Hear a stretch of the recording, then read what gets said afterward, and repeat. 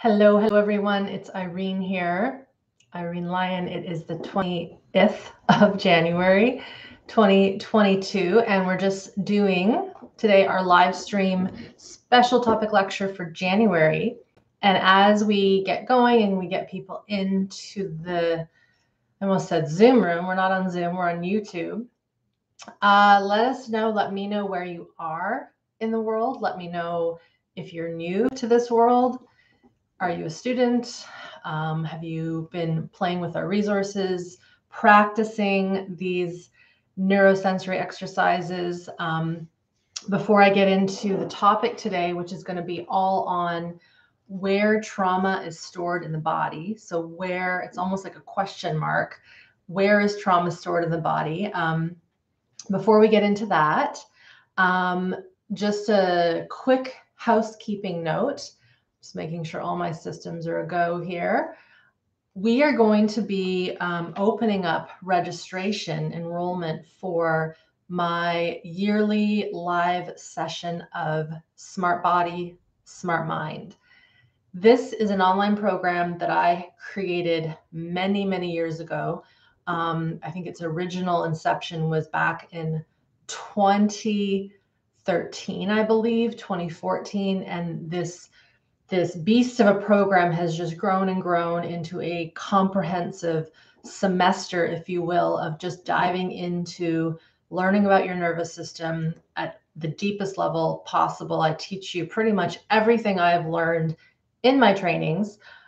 And in this program, there are tons of practical exercises, practical capacity building exercises to essentially put you into a situation where you can start to become your own medicine.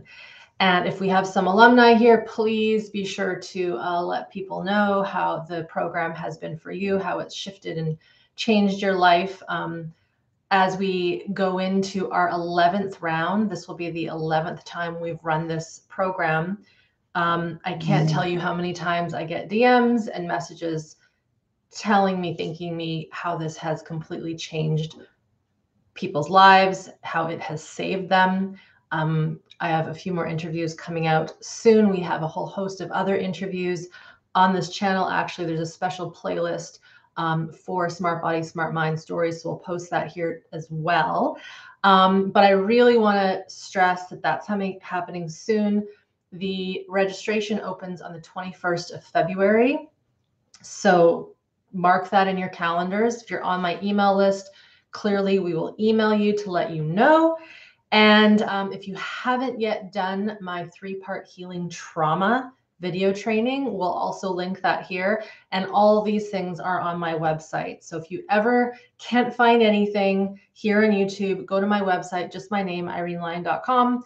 And then if you still can't find what you're looking for, send us an email from the contact form and my team will get back to you. So I'm just going to go into the comments here and then we will get started. Again, today I'm doing a special topic lecture with the topic, where is trauma stored in the body?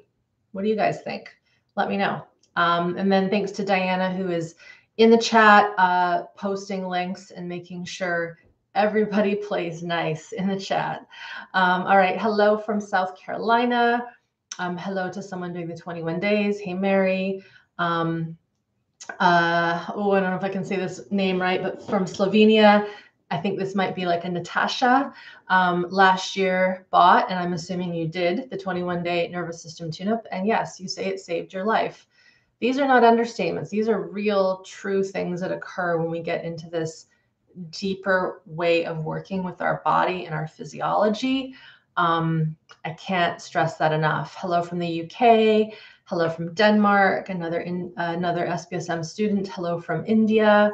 Hello from Holland. You're on the 21-day course and you're on day 9. Yes, Janet, hello, SPSM alum. Program has helped me a lot. Can't wait for this year. And that's another thing. When you are a member of SPSM, Smart Body, Smart Mind, you can come back and repeat the program with us live. And the content is all yours to practice indefinitely. All right.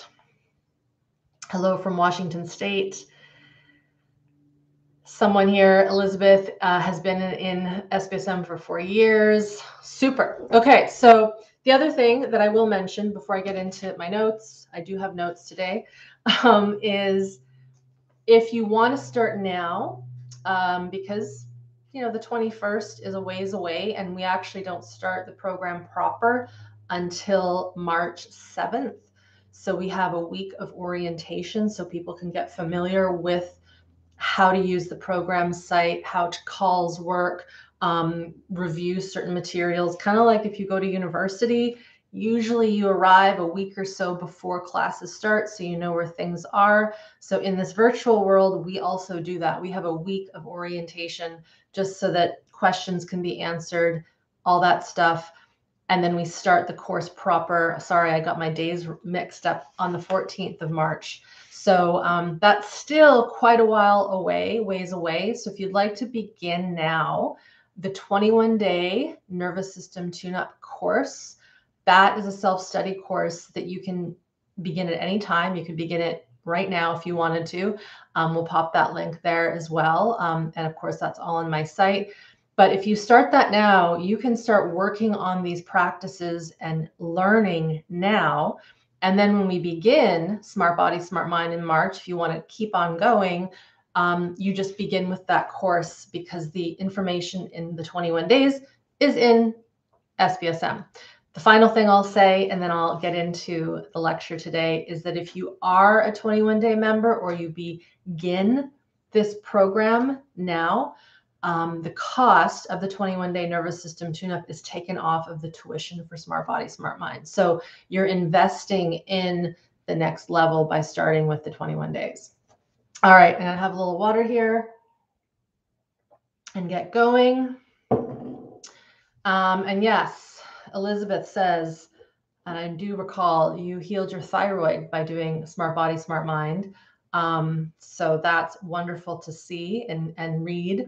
There are many people that have healed endocrine disorders. People have shifted their diabetes markers. People have shifted just their overall entire makeup of how their body works, how their body ticks. Things that were deemed not ever able to change. Many people are given kind of these life sentences for these various ailments of chronic nature, like autoimmune, for example, like fibromyalgia. And we just have seen so many stories of folks shifting and healing when they really start to regulate their nervous system and heal trauma. So let's get into the topic of trauma. And today, as I said, I'm going to talk about where is trauma stored in the body. Now, before I get into that, I want to define what trauma is first. So there are many definitions. I'm sure if you went onto Wikipedia or a dictionary, they would probably talk about trauma as something that is in an event. It's an accident. It's a traumatizing thing that occurs to us. And that's accurate in those terms. In my line of work, so I am trained in somatic nervous system healing through the lineages of Dr. Peter Levine and somatic experiencing, and then the lineage of Kathy Kane, who was also a student of Peter's, and she continued in her world, calling her work somatic practice. And that's working more with early trauma, pre-verbal trauma, whereas Peter's work was originally designed more for shock trauma. I'm going to define those things in a second. So these lineages that I have learned from and I do with you guys in my programs, and when I was in private practice, I'm not in private practice anymore, but we're working to help a person not keep these events stuck in their body, in their physiology. And the one example I'm going to give that we could say defines trauma from this somatic nervous system point of view, and I talk about this example in one of my videos in the Healing Trauma series. So some of you maybe have heard this. If you haven't, I really recommend getting into that first video in the Healing Trauma series after this session today. But if we think about two people who are in the exact same car accident, for example, and the car accident is really, it's so small. It's like the tiniest fender bender. No one is hurt. The car isn't even damaged, but it's a little bit of a bump. It's a bit of a shock to the system. One person might walk away from that completely fine. No worries, no stress. Like there's maybe a little bit of, anger that bubbles up because, gosh, I wish that hadn't have happened. But then they realize it's no big deal. Everybody says we're good. No need to exchange insurance papers, and they go on their way. All good. We can take someone else, put them into that exact same situation, the exact same kind of accident, and we'll call this person person B. And that person walks away from this tiny fender bender a mess. They are afraid to go into their car after this. They get what we would call anxiety afterwards. They start to have their gut go all crazy. Their digestion goes off. They have trouble sleeping. They might have a startle response that wasn't there but is now there. And then as time goes on, they end up getting what we might call complex PTSD. Now, this seems like a real stretch. How could something so small create complex PTSD and a whole host of chronic conditions when that person was seemingly okay going into it? And what we find, and what I found when I started to work with folks who represent like person B, is when we start to go back in history, their childhood, how they dealt with stress, the other bad, scary things that maybe happened to them when they were young, we start to look and see that there is a treasure chest, like an entire vault of very, very stressful and traumatic things that have occurred to them in the past. And they basically were moving through life just kind of holding on. And then this tiny little fender bender is like the straw that breaks the camel's back. It just puts them into a puddle. And so in that situation, we could then assume the trauma isn't in the event. So this is why I'm telling you this story. The trauma, it's not the car thing. It's not the fender bender. That is not the traumatic event. The trauma is in the nervous system of that person, in the body of that person, in the physiology of that person. And then the better word that I like to use is there is dysregulation in their physiology, specifically in their autonomic nervous system, that was sitting there already. And then that one little event just kind of blasts them open, if you will, or maybe it shuts them down. So I'll get into this. So I wanted to paint that picture. And someone just said, I'm like person B, getting, some people say tinnitus, some people say tinnitus. So that's where there's this really sharp pierce ringing in the ear. This person said, getting this put me over the edge into depression and anxiety, and I had lots of trauma early in life. Yes. And so it could be a car accident. It could be an exam. I've met many people who go into, say, graduate school, which is very, very stressful. I did it myself. And they end up getting sick. People, usually it's women, who have infants, sometimes what happens when we call it postpartum depression, when a woman goes into a deep depression after having a baby, usually when you go into her history and you talk to her, there was stress in her childhood. There was stress that happened at her birth that maybe was even unconscious and she wasn't aware of. And then having a child of her own, and maybe the intensity or the fear around that birthing process, it bubbles up all the dormant, unhealed energy in the system from when she was young. So there's so many examples that I could give, but I want to get into a few more things here. So trauma, just a quick definition again, is not in the event, it is in and within the nervous system, the physiology. To steal an example or a definition from Kathy Kane, whom I mentioned, who is one of my teachers, she would say that trauma is basically something big, bad, and scary that happens to us. It doesn't matter what it is, but we as the human are put into some kind of fight, flight, or freeze response automatically because we cannot find safety. We cannot get out of the situation, right? So sometimes these traumas aren't necessarily accidents. So I'm going to go through a list of a few things, and then we'll talk about what is stored in the body. And yeah, someone said here, when I asked earlier, I said, what do you guys think? Where do you think trauma is stored in the body? Someone said the stomach. 100%. We definitely can have traumatic energy stored in that part of our physiology and our digestive system, and I will get into that. So I have a very complicated piece of paper here with just some lists and branches. So I just talked about what is trauma, and I'm probably going to go into a few more definitions as I break this down. So I just talked about shock trauma. So that would be accidents, attacks, abuse, war, things that happen to us and it literally shocks our system. Being screamed at, being bullied, anything where we are, in a sense, alert to what is going on. We see it happening, and then our body responds in turn based on how it can respond. Now, what I just said is very important. That connects to that example of the car accident with person A and person B. So we'll just bench that for a second.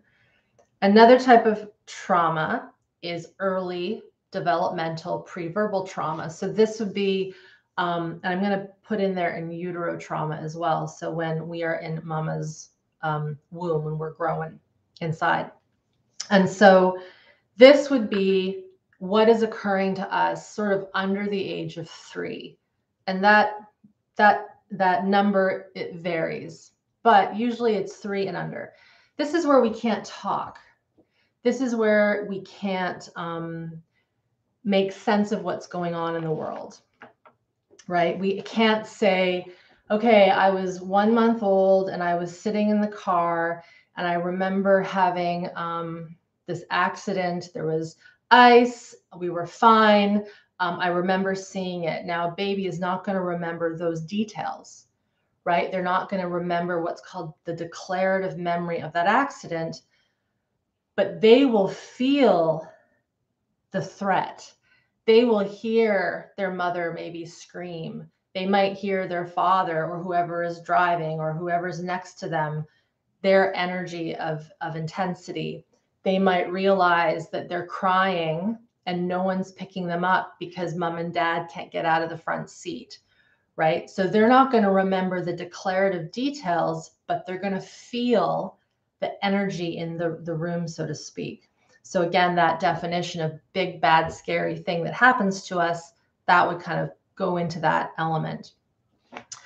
So I just said early developmental in utero birth trauma. So of course, when we come out of mama, a lot of things can go wrong. A lot of things can go right, but a lot of things can go wrong. We might get stuck. We might have an umbilical cord wrapped around. We might be breached and be coming out the wrong way. And then they realize they have to do a C-section because baby just won't come out. That is a stress. That is a high stress on the physiology of that very raw new infant.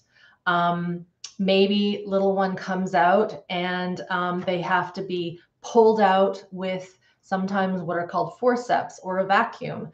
That is an intense stress to the system. If you think about how tender and soft the bones of the skull are, maybe we come out and all of a sudden someone realizes that there's something wrong with baby. And at that moment, little one doesn't get to connect skin to skin.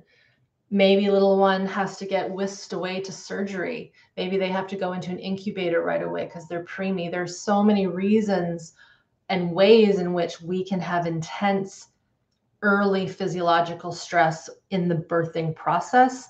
And then in utero is kind of like another situation in that mama might be under intense stress herself. Doesn't have to be abuse that she's in. Maybe it is, but maybe she has to work 3 jobs. Maybe she doesn't know how to listen to her own physiology. And maybe in that carrying time of 9 months, there are signals being given to her. And it's not that she doesn't want to respond to them, but she doesn't know how to connect because of her stuff. So I've just clumped all those into kind of early preverbal in utero stress, that kind of trauma. Now, when it comes to how this shows up in the system, how someone shows trauma in their body from this situation might be very different from someone who is expressing and healing trauma that's stuck in the body due to a car accident. Okay, so I'll get into that in a second. The other types of traumas that are not as talked about, I alluded to one a moment ago with baby coming out and needing a surgery, for example. But when we're older, so surgeries, medical procedures, dental procedures, braces, getting braces put on our teeth, believe it or not, that can be very, very traumatic.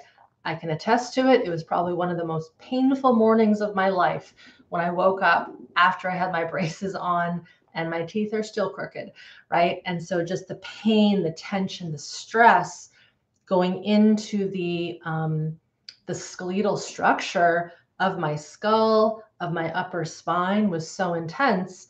And then to just give you a little example of that, because of the family system I was in, wasn't abusive, but I didn't know how to express that pain to my parents, right? So I held it in. I kind of covered up the intensity and the strain that I was feeling. And then, of course, that sticks with us. And I'll get into that in a second.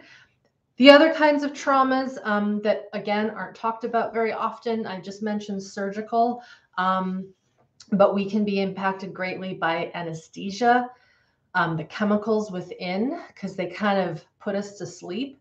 And if we go into a surgical arena and we are very scared going in, and then we're put under, that intense stress that we experience going under may come out when we wake up, or it might be embedded in the system. And so when our system isn't regulated and aware and is titrating, going slowly into that surgical experience, it is very, very possible that we will trap these chemicals, these anesthetics in our body. And then the other type of trauma that, again, is rarely talked about would be considered near-death experiences. So I did mention that when I talked about the baby coming out and going blue and then having to have an emergency C-section to say, take him or her out. In that moment, when the oxygen is starting to lower into the system, that little system will register that as, I think I'm going to die. I think I'm going to die. It is a near-death experience. And then, of course, there are many other ways that we have near-death experiences, near drownings, near-death experiences. Basically, it says it like it is, right? So anything where our system is like, I think this is it, but then, of course, it isn't. That is intense shock. And often, when we come out of that and we realize we're alive, at least up until this day, culture, medicine, even therapy hasn't looked at what was going on in the physiology, what got frozen in time, and is that frozen in time quality still in that person 50 years later, for example. The other ones that kind of are in their own category would be attachment rupture. So I've been talking a lot about babies coming out, but then what happens after they come out? Are they being connected to? Are they being attuned to? Are their needs being met? Are they being left to cry themselves to sleep alone in a dark room? That is highly stressful. That is a moment of, I think I'm going to die. I know that sounds a bit extreme, but that is what is going to occur to that physiology. And then how that physiology, that baby responds is unique to them, but usually there's one of two situations. One, they might stay in a hypervigilant, very sympathetically driven fight-flight state, and then they collapse into kind of sleep, or they're crying, crying, crying. They're in this high sympathetic fight-flight state, and for whatever reason, they don't switch off, but they go into the next line of defense, which is to shut down and collapse, to freeze. And then they go into kind of just like zone where they're completely, in some ways, somatically dissociated. A parent might see that as, oh, good, they've calmed down. Oh, good, they're sleeping now all on their own. And then the next day, it's a little easier to get them to sleep. And then the next day, a little easier. But what's actually happening is that baby is realizing no one is home. Literally, I mean, not literally, but metaphorically, no one is there to help me when I cry. So I'm going to stop crying. I'm going to stop fussing. I'm going to stop asking for what I need and just collapse my system.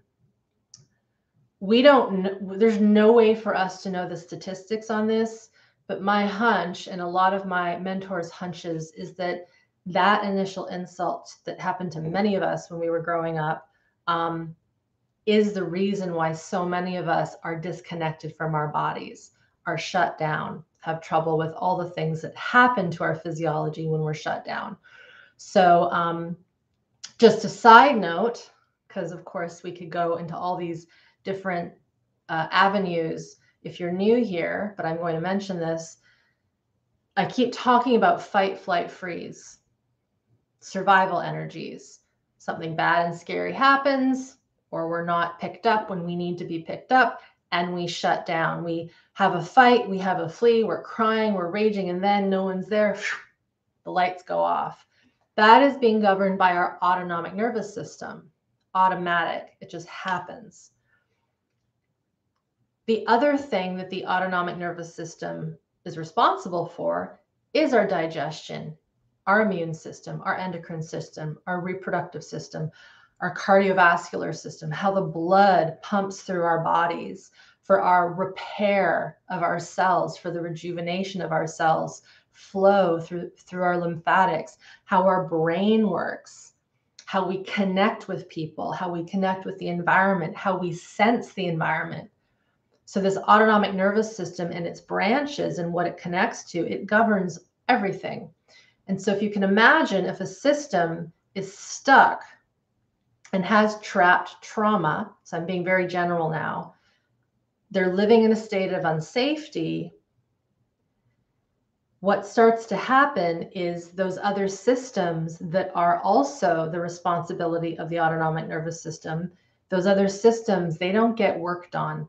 It's kind of like we're just going to take care of the room here because this is where all the stress is. This is where all the intensity and survival energy is, but we're going to ignore cleaning all the other rooms in the house because we don't have the energy to do all of it, because survival is the most important thing.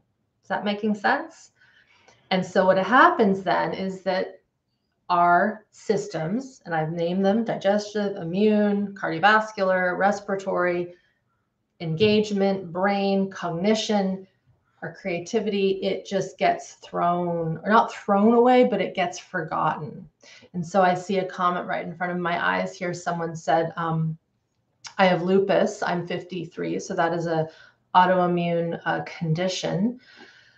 And you say, I'm sure it comes from my early years, 1 to 5. My parents were immigrants, lots of work, 2 shifts. They had to take care of me and sent to relatives and to other countries.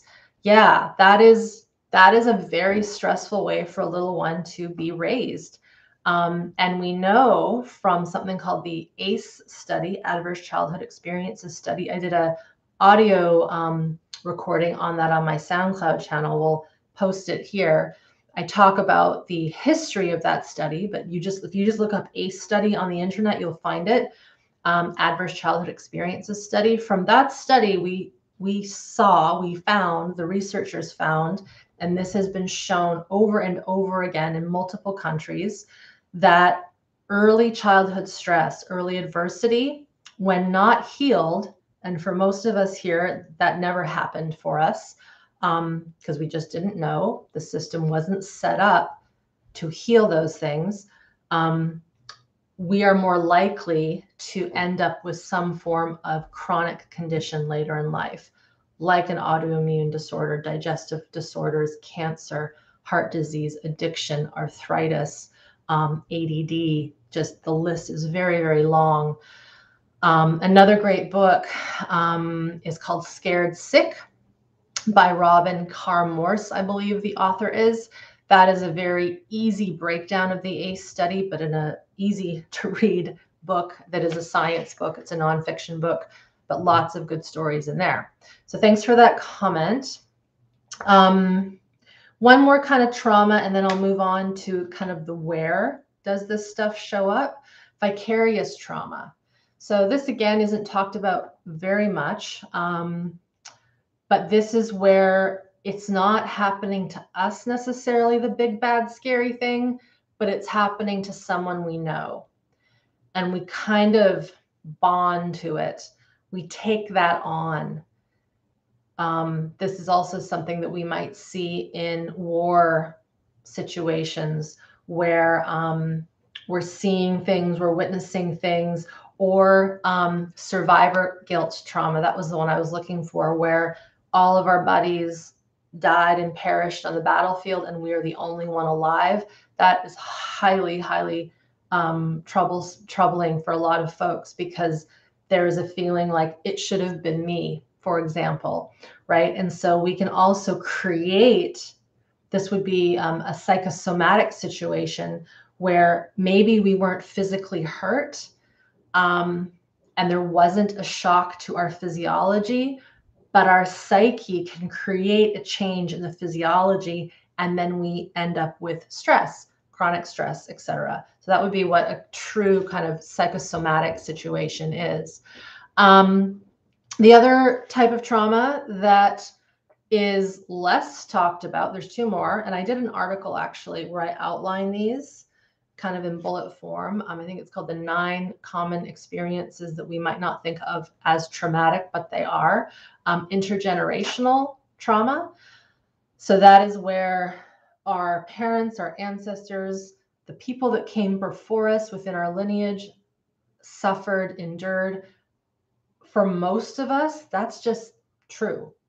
I don't know how to say it any other way other than for most of us, this is true. Because we have not understood until now how detrimental it is to, let's say, hold in emotions, to not let children express themselves, picking up babies when they're crying.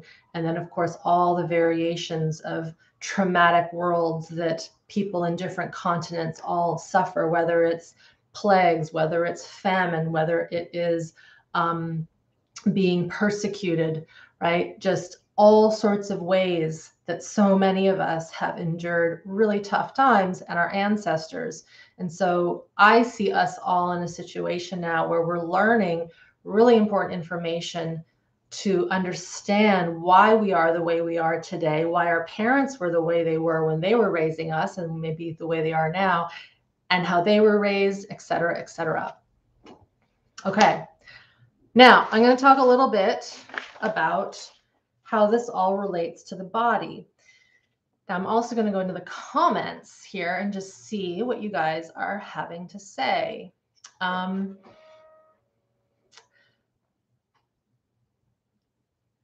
So someone asked, Yeah, someone said trauma is stored in every cell. Yes. So this is another thing, is we have trillions of cells in our body, and they register everything that occurs to us throughout time. I believe in past lives, and I also have worked with people, and I've worked with myself within these sort of soul past lives. And there are some really incredible documentations of kids, of people working on their physiology in current time, but they connect to something that happened another lifetime ago. And when they connect with it and feel it and work with it, it changes and often dissolves the symptom in current day. The book Many Lives, Many Masters with Brian Weiss is amazing for that. I actually reference it in the article that we just posted here.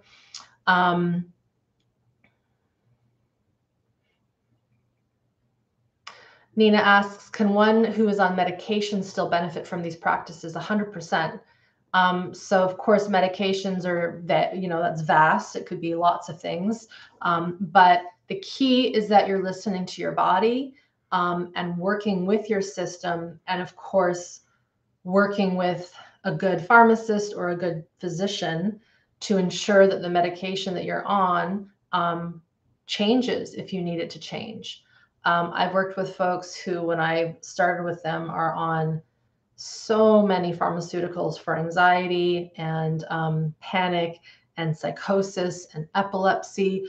And slowly over our work together, they start to decrease dosage, they start to go off of things, but that's going to be very individual with your system and what you are working with. I'm just thinking there's an interview that I did with one of our alum, Holly. We'll post it below here. And she talks about her process moving off of benzodiazepines, which these are very potent pharmaceuticals that are unfortunately proving to be quite detrimental to the system, to the physiology, to the chemistry, to our endocrine function, and our brain chemistry. And she speaks very frankly about her experience on those, getting off of them, and how important this work was so that she could work on healing her nervous system and the trauma that she had that was what put her on these medications. I hope that makes sense. So definitely check that interview out.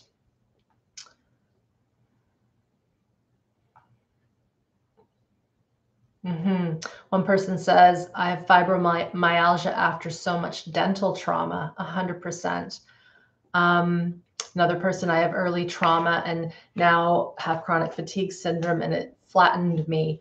So all very important shares here, you guys. Thank you.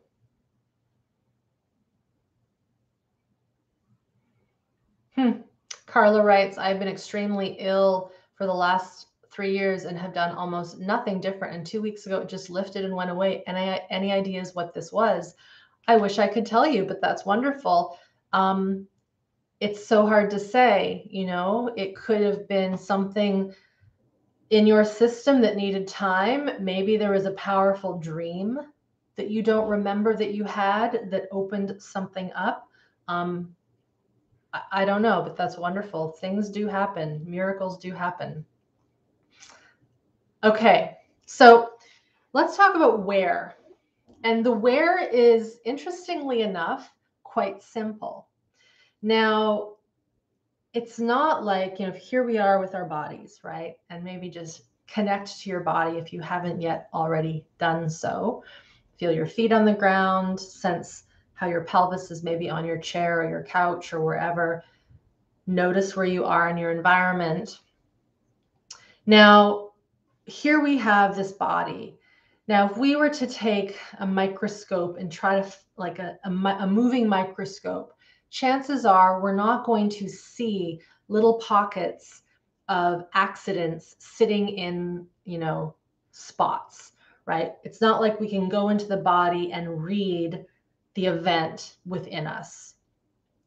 So and I know that's kind of a given, but it's in our system, but it is often very much invisible. It's in patterns. And so as I was thinking about this last night, the way in which we start to express and heal our traumas that are stuck, they come through as experiences. So I'm going to reverse engineer this. So stay with me or maybe take some notes. So when we start to release these traumas that are stuck, this cellular unsafety in our body, we might have sensations, right? We might feel a tightness in our body that is representing the tightness that happened in our body when we froze, right? Big, bad, scary thing happens to us. We can't fight. We can't flee. We freeze. And so for some people, they might have a preponderance to clench their gut more. They might have a preponderance to stop breathing. They might have a preponderance to stop talking. They're literally not able to get the words out. If you ever watched the movie, I think it was called Ray, on Ray Charles, who was not born blind. If you watch that movie, there's an event in his life. Spoiler, I think he saw a sibling of his drown. If someone has seen that movie recently, refresh my memory in the comment. It was slowly after he saw that his vision started to decline into blindness. That's not coincidental, in my opinion. There is something that happened in front of him, and it was too hard to see. I even get shivers thinking about it right now, and his vision shut down. It's like seeing something is bad, right? The nervous system, the cells are saying, seeing something is bad. I just witnessed something horrific. I don't want to see anything again. That would be an overcoupling. That is an intense, because we see bad things all the time, right? Of course we do. Whether it's this or that, we see things, but not all of us go blind when we see these things. But here's a situation where that did happen. Another great movie, The King's Speech, the stuttering response. If you watch that, you can see in that environment of strictness and no emotional expression and having to be perfect, this ability to express gets stammered. I mean, that's what they would call it. It gets stuttered. They can't get the words out. Here in the throat, where our voice box is, right? If you even just remind yourself, that's where voice comes out in the tongue. These areas are governed by our autonomic nervous system, specifically a part of the vagus nerve called the ventral aspect of the vagus nerve. And so when we are afraid in our own home, even with all the affluence that individual had in British royalty, for example, that little person was terrified, right? They couldn't be themselves. And so these areas of the body started to shut down. So remember, just a reminder, I'm talking about where is the trauma stored in the body. So think about the experiences that a person starts to have when they start to release. So I had mentioned sensation, right? So one of the things that we teach people to learn as they're healing, as they're becoming their own medicine, as they're getting into their nervous system, is to track sensation. And if we've never tracked sensation before, it might be like a foreign language. So one of the things we might do is we might start to touch. And you could do this right now with me if you want. My hands are a little cold, so it feels good. We might start to touch. And I might say to you, can you feel that sensation? Can you feel the pressure? And as you feel that pressure, can you feel your breath? Does your breath hold? Does it change? Does that actually feel nice? Do you feel the temperature? Are your hands cold? Are they warm, etc.? So retraining the body to have sensation is one of the things we want to do when we're trying to work on these traumas that are stuck in the system. And so again, back to that question, where is this stored in the body? It can be stored in those sensory experiences. Emotions. So emotions in my world and in the world that I've learned kind of come after sensations. So often we try to work mentally with our emotions, But if we learn how to be with our sensations and our body, and I'll get into the organs and viscera soon, but when we get into our body, what happens is we start to connect to the emotions that are within. And often these emotions are within this visceral quality, within the heart, within the gut, within the kidneys, within the brain stem, within the physiology. And so again, think of little person. Let's say we'll go back to that baby that was left to cry themselves to sleep. Now, at that young age, they're feeling very raw emotions. Terror would be one of them. Intense fear, intense, I think I might die. Now, they're not thinking it, but their whole physiology is going into this essentially protection shock state, right? And so let's say fast forward, you're now an adult, you're 35, 45, 55, 65, whatever, and you're starting to work on yourself. You're starting to work on this stuff, maybe through my work, maybe you're seeing a somatic therapist, maybe you're in one of my courses, and you're hanging out, you're just doing your thing. You're in a real safe environment, and it really is. You have a good partner, you have a roof over your head, the bills are paid, food's in the, all the things. And you're sitting there, and all of a sudden, you sense this energy, this electricity, this buzzing, this fear. Your heart starts to pound. You start to get a little dizzy, and you start to find yourself going into a strong physiological response. And I'm speculating, but I've had this experience happen to me. In those moments where there's nothing bad happening, that is a pretty good indication that that is a very old trauma response that isn't about one event. It's about this overall field of energy that I am not safe. Now, someone might be asking, well, Irene, why is that happening when you are safe?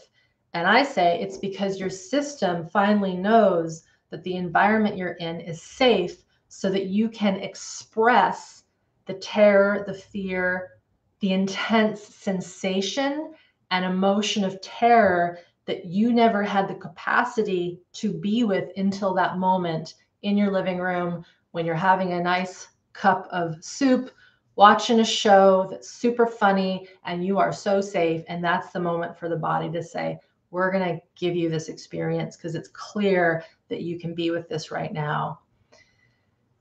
So to go back to the thesis of this talk, where is trauma stored in the body? In that moment, it's in the entire system. It's in the memory of the cells. It's in the sensation. It's in the electricity of the nerves doing their thing. And in that moment, and again, this is why theory is so important, and building solid foundational practices to stay tethered to the here and now moment. Here I am. This is my cup of soup.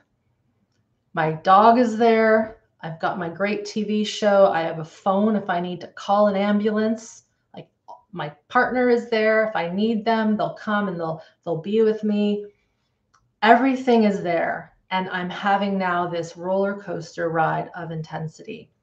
So the scenario I just explained, when I went through the list of early developmental trauma, preverbal trauma, in utero trauma, near-death experience traumas, early surgical experiences, crying ourselves to sleep because parents just didn't know, or maybe we were neglected. That's a true thing too. There was neglect. There was mistreatment of us when we were really young. I'm kind of lumping that all into here because so many people have intense, what we would call anxiety, panic attacks that come out of nowhere, right?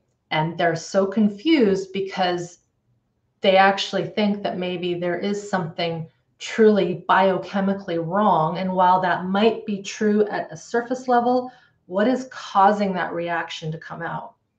So that is my way of describing how trauma at that very early level is stored in the body. Again, it's not necessarily in a specific place. It's very cellular, and it's within the tissues, it's within the organs. I recently was listening to a podcast, and Diana, you could probably find it, with Dr. Zach Bush talking to Aubrey Marcus on Aubrey's show. Some of you may know of these people. And about 3/4 of the way in, they started talking about the cell and water in the cell. And, you know, people always say we're 70% water. We've got all this water. We have, you know, and it's true. If we don't have water, we don't survive for very long.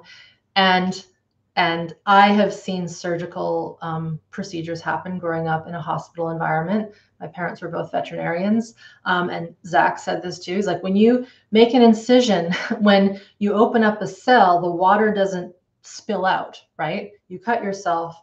It's not water. It's obviously blood, but within a cell, there is no water spilling out. And so what is this water? And he said, what he is seeing, and I'm not an expert in this, but I just wanted to share, is that the water in our cells is actually a crystalline matrix.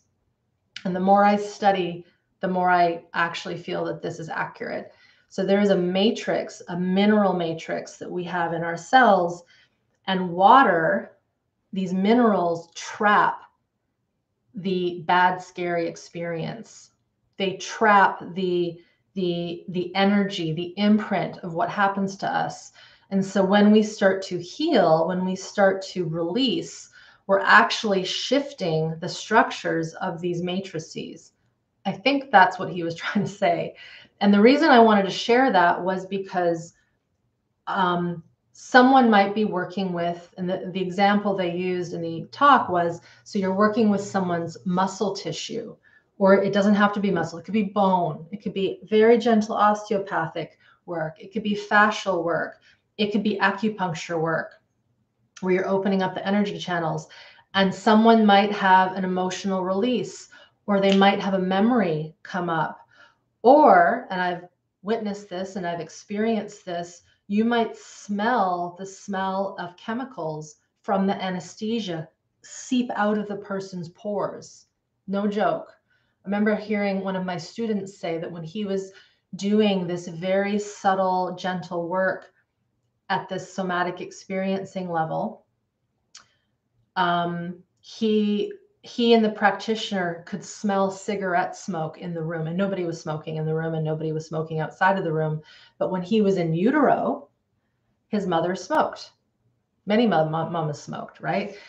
And so the thinking and what we're thinking and what we are seeing is that these chemicals, these emotions, these sensations, these memories are getting trapped in the system. Zach's theory is that it's in the water, but it's also, in my opinion, within all the cells and the electrical impulses and the experience that we have. But the ability for a scent to come out, or even a rash to express, shows that stuff is being trapped inside and it is being released. Now, of course, someone might want to know exactly where it's coming from, and that's where I say, we can't say with exactitude where it's coming from, but we know it's stored somewhere and it's coming out. Another article I will, yes, Dr. Emoto's work with water. Yeah, that's a great piece of evidence and research.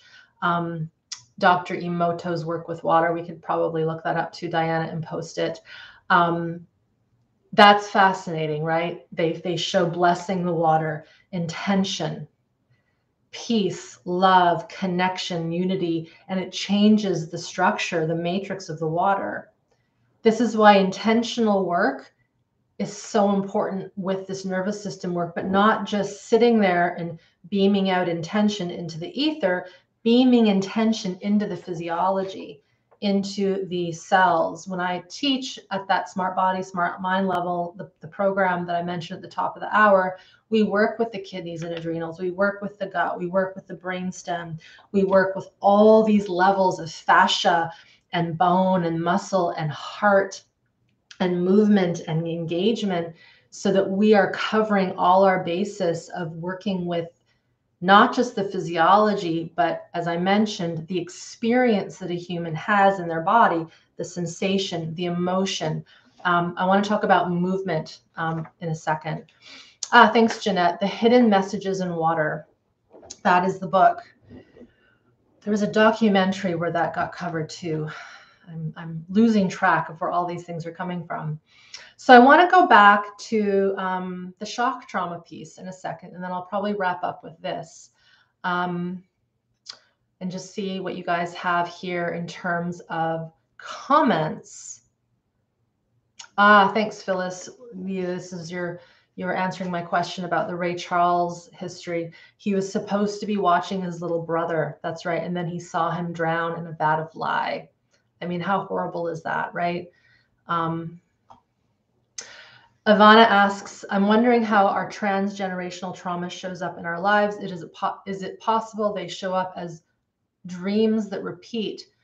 Of course. And this is the other thing. Anything is possible. So if you are experiencing something and it seems odd and strange, then chances are it's very accurate, right? The way in which we process what is within us is for you to experience.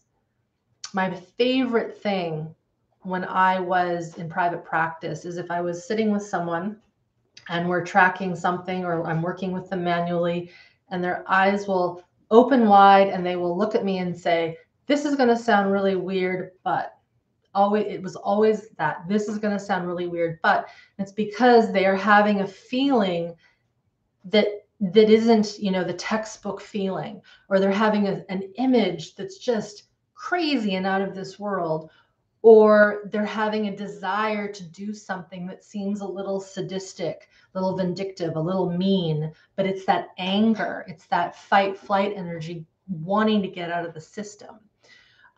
So how this kind of intergenerational, transgenerational trauma shows up, it can be in that example I just gave of intense panic, intense feeling of we're not safe, we're all going to die. This was a very common theme that you would hear and hear within people who were born from those who survived the Holocaust, for example.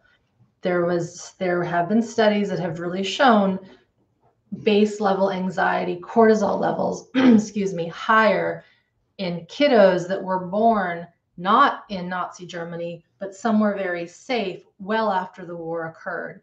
Gabor Mate actually talks about this quite extensively in his book, in all of his books, but I think his book on ADD specifically talks about it a bit more, called Scattered Minds. Let me just have a little tea here.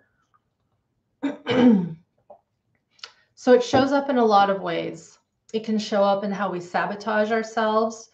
It can show up, again, remember how I said how these things come out? They come out in how we sense, how we express, and how we act, how we behave, even how we process what we think. So lots of ways that things come up. Lori says, I have very painful spasms behind my right eye and in my throat, but I don't have any memory of what happened. This is very common, very common. I'm just looking at the time. I'm going to share a story that was really interesting that just occurred to me. So, and this will give you an idea of how important it is to trust what we're feeling and to work with ourselves with gentle inquiry and touch, maybe. So last week, I got something in my eye, like a little bit of carbonated water. I was drinking out of a can, just some bubbly water, and I was driving and the car bumped and it landed in my eye. It stung and I couldn't see for a few blinks as that water dissipated. I don't recommend getting that in your eye, but for whatever reason, that happened. I got home and I had this pain in my eye that didn't really make any sense. And then over the course of 2 days, it got worse. It got poofy to the point where it looked like I had a bit of a black eye. And again, just like you say here, Lori, I don't have any like, I don't know what occurred. There's no way that that little bit of water would have created that soreness, that tenderness. And so on the second day, I'm like, okay, I guess I should practice what I preach. So I was just sitting, and this was what happened for me. So I'm not saying that this is exactly what a person should do, but knowing what I know, how to track my sensations, I was present, I was connected. I just took a little touch and just not massage. I just listened and I listened and I listened. And some emotion came out, some tears came out, some fear came out. I don't know where it came from, and I didn't have to know. Fast forward to later that night, it actually felt a little bit better.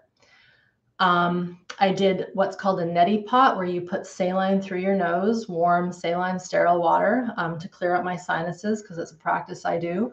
And for whatever reason, when I went through this side, there was a very, very pinpointed pain here that at first didn't make any sense. And then I remembered last year I had to have a surgery on my knee. It was a very important surgery. It was a positive surgery. And I had to have one of those nasal swab stupid tests that are very, very, very invasive. I hated it. I had a tantrum with the nurse. She thought I was crazy. I didn't care. I was not going to suppress my physiology for this. But the thing was really long, and she stuck it up there for 10 seconds and kept going up and down. And if you know anything about force vectors, so when there is a shock to the system, it needs to exit. Or if it doesn't, it gets stuck. It's like a bullet wound. If it exits, it's clean, it goes out. And so what I realized as I felt that sting was that wand hitting my cavity, but the force vector was going to get to my eye, and it might have even touched my eye because it's all there. So I say this to you because as soon as I had that memory come back, I felt this wave. It was almost like a final wave of anger. And I went, that's what's going on. And I acknowledged it. I didn't have to do anything. And then, no joke, by the time the evening was over, that pain was completely gone. And I honestly think that it was the force vector of that wand that got stuck in this cavity. So I share that. Strange story, I know, but hopefully that gives you a little context for how these traumas can get stuck in our body, and they might not make any rhyme or reason. And the way to really work with them and understand them is to trust and to track and to follow. And so part of understanding how to work at this level is to start listening to your physiology, not when things are bad and scary, but just when you're having your daily day stuff, when you're brushing your teeth, when you're making food, when you're getting up. Are you connecting with your body, or are you just on autopilot and in your mind all day? So I hope that's been useful. I'm going to go down to the comments here. The final thing I wanted to talk about was how trauma is stored in the body when we've had shock traumas, and then we'll call it a day.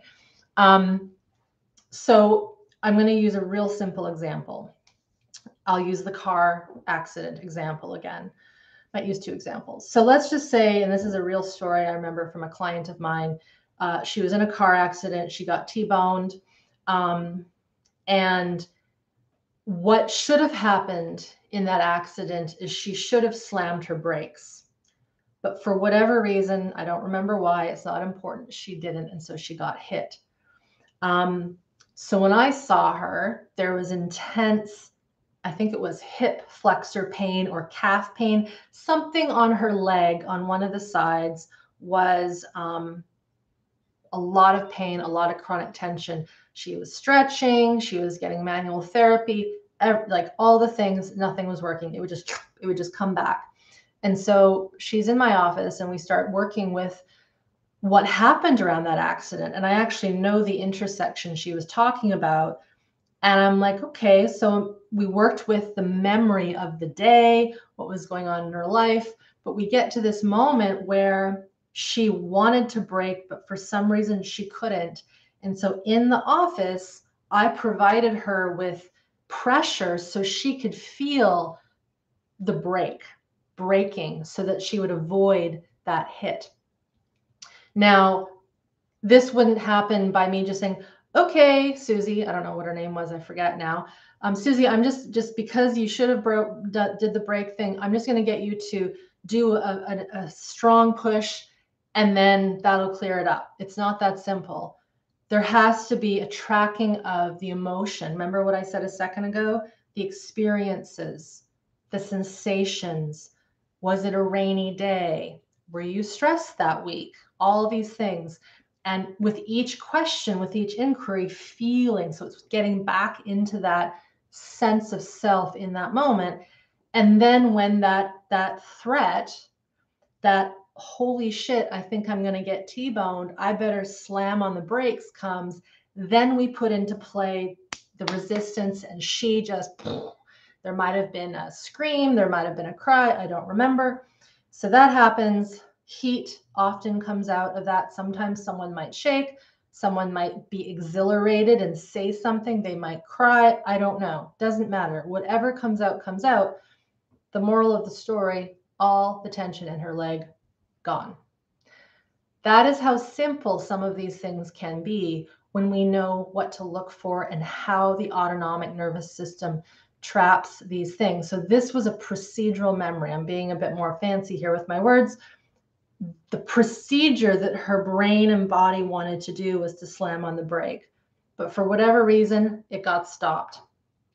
And so with that, we had to replay, not relive, but replay all the elements, orchestrate it so that she could deactivate the procedural memory that was stuck in the fascia, in the bone, in the tissue, but also in the electrical signals that were stuck, right? Brain is saying break, break, break, and the body, and for whatever reason, can't. So that's one example. Another example of how these things can get stuck, and because sadly, abuse, being hit, being forced to do things we don't want to do happens to us when we're young, when we're adults. If you know that your system went into a freeze reaction because it had to protect, to dissociate, part of the work, if there was some form of shock trauma where you were violated, hit, screamed at even, your system wants to fight. Even when you're an infant, it wants to fight. Even when you're 3, 4, what doesn't matter. It wants to protect. And so this is where understanding the human experience is important when it comes to a big, bad, scary thing. Someone is about to come up and try to hit me. I'm going to want to protect, or I'm going to want to push, or I'm going to want to run away, right? To protect my physiology. Someone, it could be so many things that come out. So to go back again to the thesis of this talk, where is trauma stored in the body?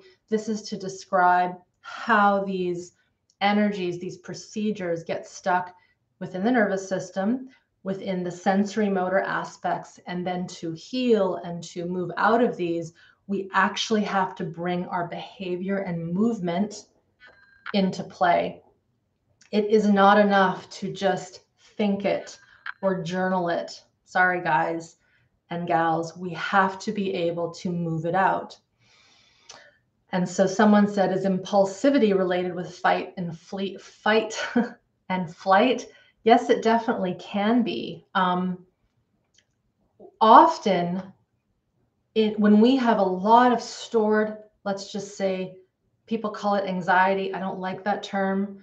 Fight, flight energy is what I want to call it. When we have a lot of this inside of us because of these bad, scary things that occurred to us and we couldn't do anything about it, we may have OCD to try to keep things perfect because we can control that. We might create an eating disorder because we can control at least that because we don't know how to deal with all this other stuff.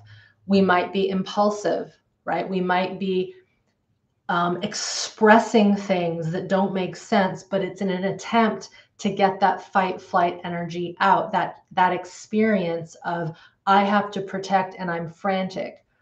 ADD, for example, attention deficit disorder, and attention hyperactivity disorder, ADHD.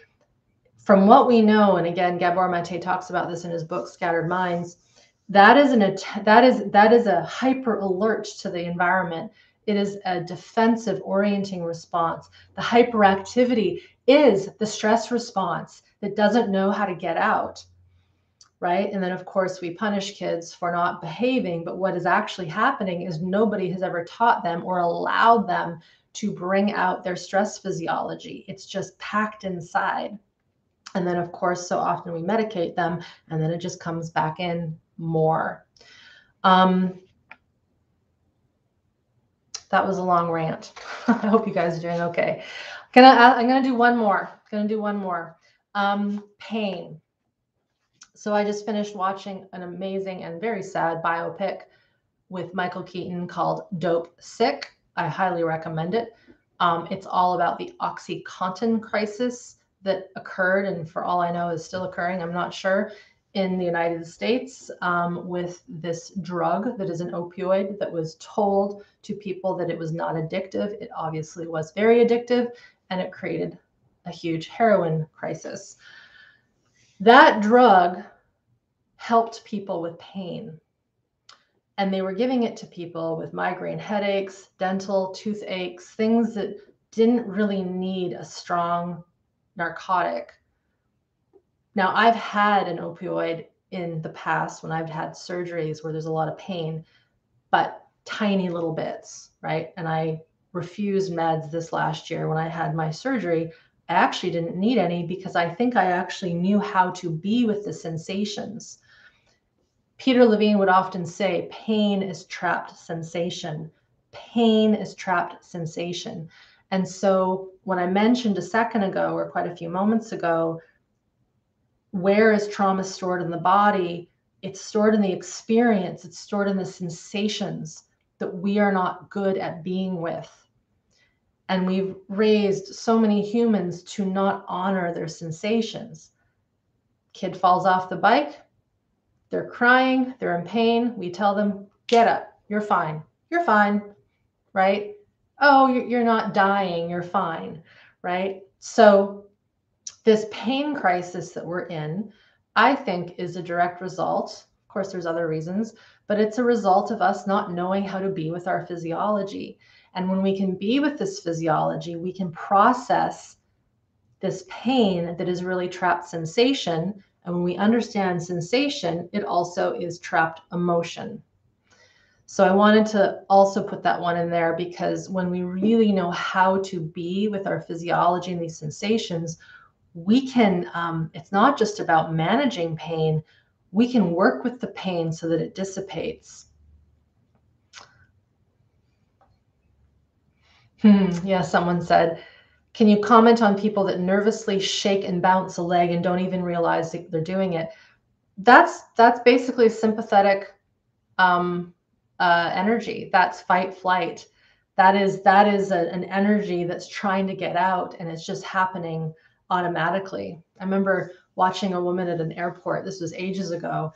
And as soon as she started to talk, because I could see the legs, her legs were there. And I don't know if it was her partner or whoever, it was a gentleman.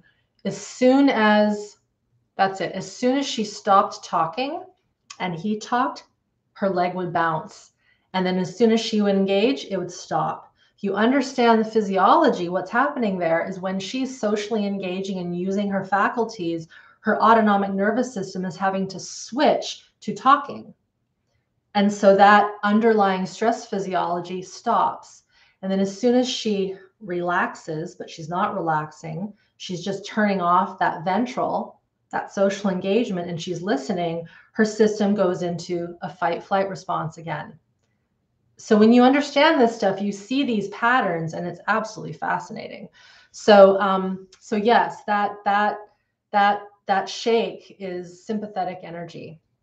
And then of course, the one thing that I haven't mentioned, shaking, right? There's this whole kind of fad, if you will, to try to shake and get the shaking response out, that might be important for some people, but we want that shaking response to come out organically. I don't want people to try to instigate it to get some kind of release, because each trauma, each scary thing, each insult to the system is unique to the person. Someone might need to shake something out to release. Someone might need to cry and wail and scream. Someone might need to stomp their feet and say no. Someone might need to hide under the covers for 2 days and just feel cocooned.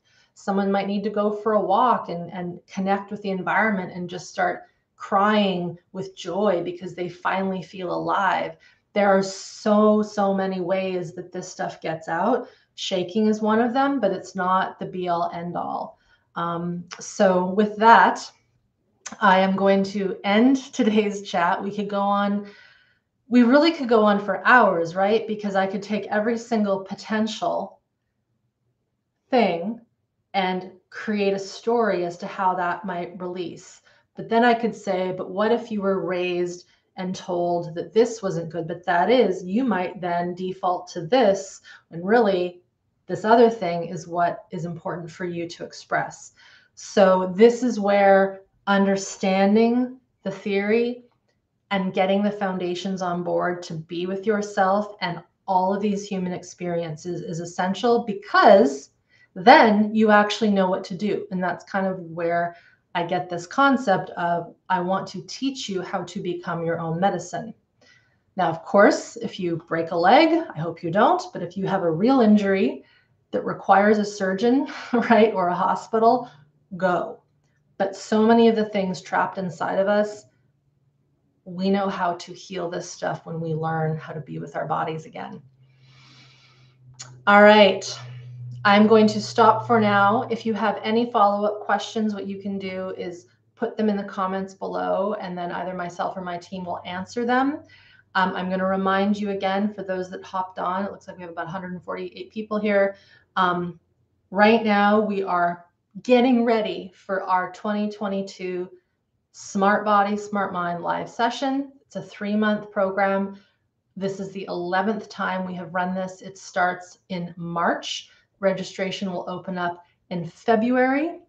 If you haven't started any of my stuff, now is the time to start the 21-day nervous system tune-up. It's a self-study course. It will get you into the deeper theory, into the practices. If you want to start with one of my resources and just learn a bit more first, get into the healing trauma video training. Again, all this is on my site. If you can't find it here in the comments, go to my website, just irenelyon.com. The healing trauma series is right there on the homepage. Get it, learn. There's an exercise in there as well, so you can practice. Oh, and then the other thing, my drop-in class, I do an online class where I teach the practical stuff once a month. That is this Saturday, the 22nd.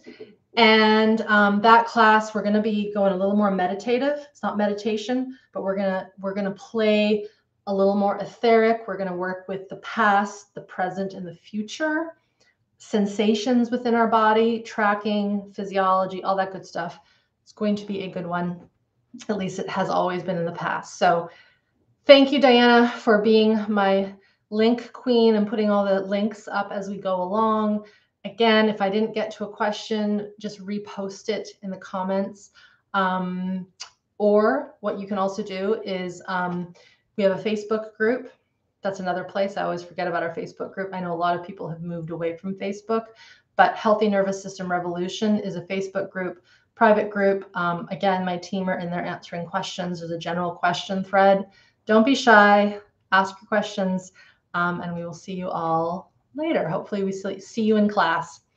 And all right, bye for now.